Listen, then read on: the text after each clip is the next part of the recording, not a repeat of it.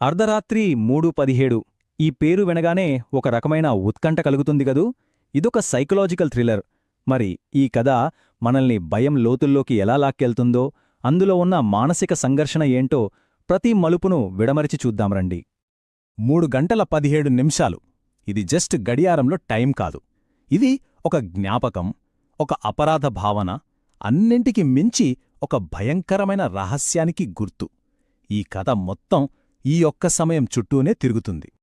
సరే, ఈ కథలో మెయిన్ ఎలిమెంట్స్ ఏంటి? ఒక పాత ఇల్లు, అందులో ఒక రహస్యమైన నోట్బుక్, ఇంకా ఎప్పటికీ బయటకు రాకూడదనుకున్న ఒక నిజం.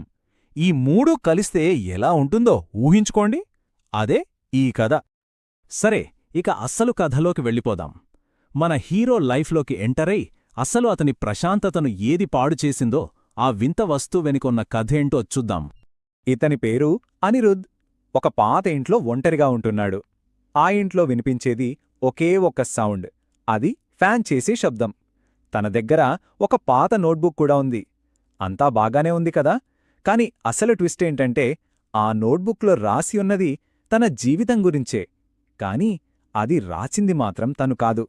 విచిత్రంగా ఉంది కదా. అసలా నోట్బుక్లో ఫస్ట్ లైన్ ఏముందో తెలుసా? నువ్వు ఈ వాక్యం చదువుతున్న సమయానికి నీ గతం మళ్లీ మొదలయింది. అంతే, ఒక్క వాక్యం. ఈ ఒక్క వాక్యంతో అనిరుద్ ఎంత తప్పించుకుందామన్నా తన గతం వైపు బలవంతంగా నెట్టబడ్డాడు. గేమ్ స్టార్ట్ అయిందన్నమాట. సరే, ఇప్పుడు కథలో ఇంకో టర్న్ వస్తుంది. అదేంటంటే ఒక ఈమెయిల్. ఆ ఈమెయిల్ అనిరుద్ని ఎప్పుడో మర్చిపోయిన ఒక పాత కేసుతో, ఒక భయంకరమైన రహస్యంతో మళ్లీ కలుపుతుంది. సరిగ్గా 5 ఏళ్ల క్రితం శ్రావణి అనే కాలేజ్ అమ్మాయి ఒక రాత్రి అకస్మాత్తుగా మాయమైపోతుంది. పోలీసులేమో సూసైడ్ అయ్యుంటుందిలే అని చెప్పి కేస్ క్లోజ్ చేసేశారు. ఆ ఊరి జనాలు కూడా మెల్లిగా ఆ సంఘటనను మర్చిపోయారు. కాని అసలు నిజం అదేనా? ఇప్పుడే మన క్రైమ్ జర్నలిస్ట్ అనిరుద్ ఈ కేసులోకి మళ్లీ లాగబడ్డాడు. అతనికొచ్చిన ఆ అనామక ఈమెయిల్లో ఉన్న మెసేజ్ ఏంటంటే, నిజం ఇంకా పాత ఇంట్లోనే ఉంది. ఈ ఒక్క మాట చాలు అతని కథ యొక్క సెంటర్ పాయింట్కి తీసుకురావడానికి.